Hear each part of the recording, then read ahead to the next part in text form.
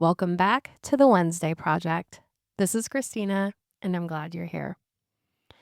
Last time we were together, we sat with something that I think a lot of us needed permission to feel. That the ache of rejection isn't a sign of weak faith. That your nervous system responding to disconnection isn't evidence that something is spiritually wrong. That you can be deeply anchored in God and still feel the impact of people. And for a lot of listeners, that landed as relief. But I know, because I hear it in my work all the time, that relief usually lasts about 30 seconds.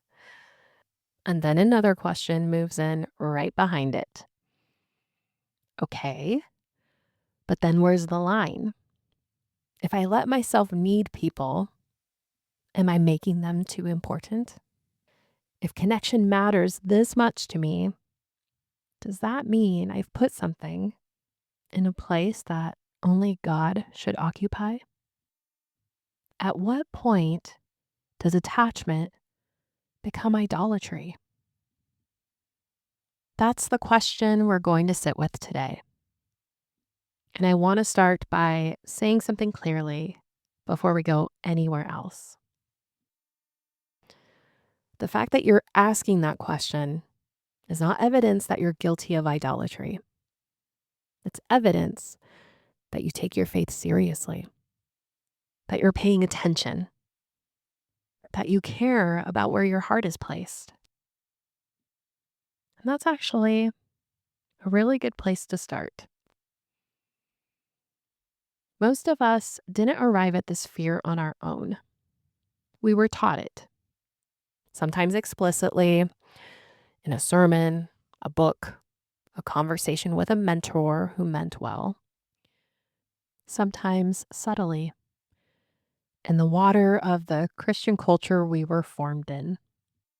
The message usually sounds something like this: don't rely too much on people. People will disappoint you. And again, there is something true in that. People are limited. People are human. They cannot carry the full weight of your soul. But watch what happens when that truth gets extended just a little further than it was ever meant to go. It becomes needing people is spiritually suspect. Closeness is a risk. Emotional dependence is a sign that something is off in your faith. And so we learn to manage ourselves. Don't get too attached. Don't let it matter this much. Don't care so deeply that you lose perspective.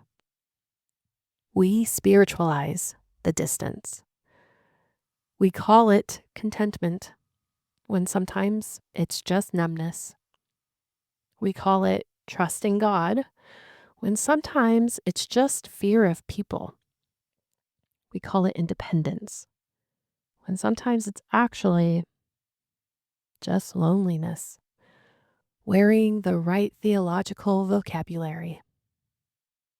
And underneath all of it, underneath the managing and the pulling back and the careful self-monitoring, there is a fear that has never quite been examined. If I need people this much, something must be wrong with me. If this relationship matters this much, I might be making an idol. Today, I want to examine that fear carefully and with a little more precision than it usually gets. I want to take us to 1 John 4. This is one of the most concentrated passages in all of Scripture on the nature of love. And it opens with something that I think we've read so many times, we've stopped hearing it.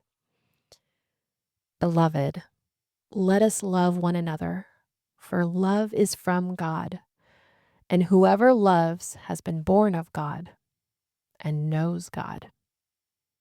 And then 4 verses later, it says something even more striking. God is love. Not God has love. Not God is capable of love. Not God approves of love when it's done correctly. God is love, which means love is not just something God produces. It is part of his essential nature. It is what he is. And then the passage says this: we love because he first loved us. Our capacity to love is derivative. It comes from him. It flows out of what he's already placed in us. So here's the question I want us to sit with. If love is the very nature of God, and if we were made in his image, and if our capacity to love comes from him, then how can loving people be inherently idolatrous? If needing people were the problem, love itself would be suspect. And the God who is love would be calling us away from the very thing he built into us to reflect him. That doesn't hold. And then there's John 15. Jesus is talking to his disciples the night before he dies. And he doesn't say, don't rely on each other. He doesn't say, keep things surface level so you don't get too attached. He says, abide in me and I in you. Abide. That word in the original Greek is meno. It means to remain, to stay, to make your home in. Jesus is not calling us to manage distance. He is calling us to inhabit connection, to dwell in it. And later in the same passage, the same night, the same conversation, he says, greater love has no one than this, to lay down one's life for one's friends. Not acquaintances, not people you maintain careful boundaries with. Friends. The model of love Jesus offers is not arm's length. It is incarnational. It is close. It costs something. Attachment is not a distortion of love. It is what love requires. So, if attachment isn't the problem, then what is idolatry?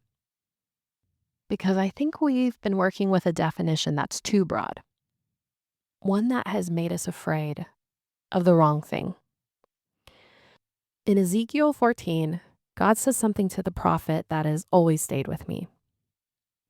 He speaks of people who come to him, who show up, who seek him, and yet he says they have set up idols in their hearts. Idols in their hearts. Not carved statues, not foreign temples, internal structures, places inside the self where something has been installed that was never meant to go there. An idol of the heart is not about intensity of feeling. It's about what you've given something the power to do to you. Idolatry is not, I love this person deeply. Idolatry is, this person's response determines my internal reality. Idolatry is not, this relationship matters to me. Idolatry is, my sense of who I am rises and falls based on what happens between us. Idolatry is not, I feel the ache of disconnection. Idolatry is, I cannot locate myself apart from this connection. The problem isn't the need. The problem is what happens to you in the presence of that need. Whether you can stay with yourself or whether you lose yourself in the wanting. I want to slow this all the way down and try to place these side by side. Not a checklist, not as a diagnostic tool, but as an invitation to notice something in your own interior. Because healthy attachment and idolatry can look almost identical from the outside. They're both relational. They both involve caring. They both involve investment and presence and being affected. But they feel very different on the inside. In healthy attachment, you can care deeply and still remain yourself. There's a version of you that's present in the relationship and also present to yourself. You haven't disappeared into the other person. You haven't made yourself smaller to secure their presence. You haven't stopped knowing what you think, what you feel, what you need. You are affected by the people you love. Their joy lands in you. Their pain moves you. Their presence matters. But you have not outsourced the question of who you are to their response to you. When there is distance, when there is rupture or conflict or disconnection, you feel it. You might feel it deeply, but you do not lose your footing. You can hold the discomfort without it becoming a crisis of identity. You can sit in the uncertainty of a relationship that's going through something without needing to immediately resolve it just to feel okay again. There's a kind of spaciousness in healthy attachment. Not distance, not detachment, but room. Room to feel, room to think, room to stay connected to yourself while you're also connected to someone else. Idolatry feels different. That space, that interior room starts to collapse. Someone else's mood starts to become your mood. Someone else's response to you starts to determine how you see yourself. When they're warm, you feel okay. When they're distant, something in you destabilizes. And it's not just that you feel sad. It's that you feel something much more disorienting than sad. You feel like you can't quite find yourself. Distance feels like danger. Not just painful, dangerous. Like something essential is being threatened. And so you start to organize your life around preventing that feeling, around staying close enough that the danger never arrives, or around staying far enough away that you never risk it at all. You over-adjust, you over-function, you monitor, you manage, you perform, all in the service of maintaining a connection that has quietly become the thing your sense of self is built on. That is not attachment. That is displacement. Something created has taken the place of what was meant to ground you. And the painful irony is that the very anxiety that comes from idolatry, the grasping, the monitoring, the inability to tolerate distance, often pushes away the connection that you're trying so desperately to hold on to, because you cannot rest in what you've made your foundation. It is too unstable. It was never designed to hold that weight. And here is what I want to name very gently. Idolatry is usually not a deliberate choice. It's almost always a survival response. Something in your history taught you that connection was precarious, that you had to secure it or it would disappear, that your worth was tied to whether you were chosen. And your system adapted. It does not make you morally weak. It does not mean you love God less. It means you're human, and your humanity has a history. So where does that leave us? The goal is not to need people less. The goal is to stay with yourself while you need them. To let connection matter fully and genuinely without letting it become the structure your identity rests on. Jesus said, "Abide in me, remain, stay, make your home here." And what I've come to believe is that the invitation to abide in him is not a call away from human connection. It is a call into a different kind of groundedness that makes human connection possible.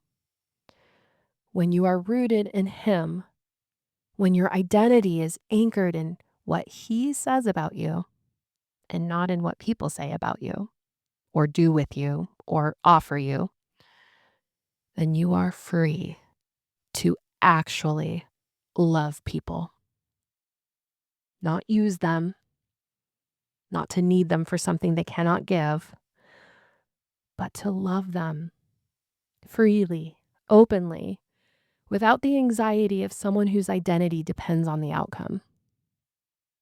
You can be affected without being undone. You can be close without collapsing. You can stay. And the question that I think is worth sitting with, not as a judgment, but as a genuine invitation to curiosity, is simply this: where do I lose myself? Not where do I care too much, but where do I disappear? Where does someone else's response start to rewrite how I see myself? Where does distance start to feel like danger rather than discomfort? Those places are worth bringing to God, not with shame, but with the same honesty the psalmist brought to him. Here is what is happening in me. I'm bringing it to you. I want to leave you with this.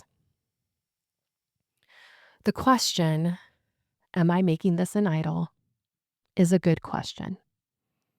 It means you're paying attention. It means something in you is awake. But the answer is almost never stop needing people. The answer is usually something quieter. Stay with yourself. Stay anchored. Let people matter without letting them become the thing you cannot function without. Because 1 John 4 didn't say, be careful about love. It said, God is love. And we love because he first loved us. Your capacity to attach, your capacity to care, to feel, to need, it came from him.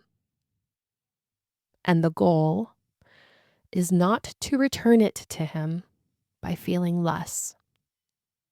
The goal is to stay rooted in Him so that your loving comes from abundance instead of from fear. Until next Wednesday, stay close. Stay yourself. You were made for both.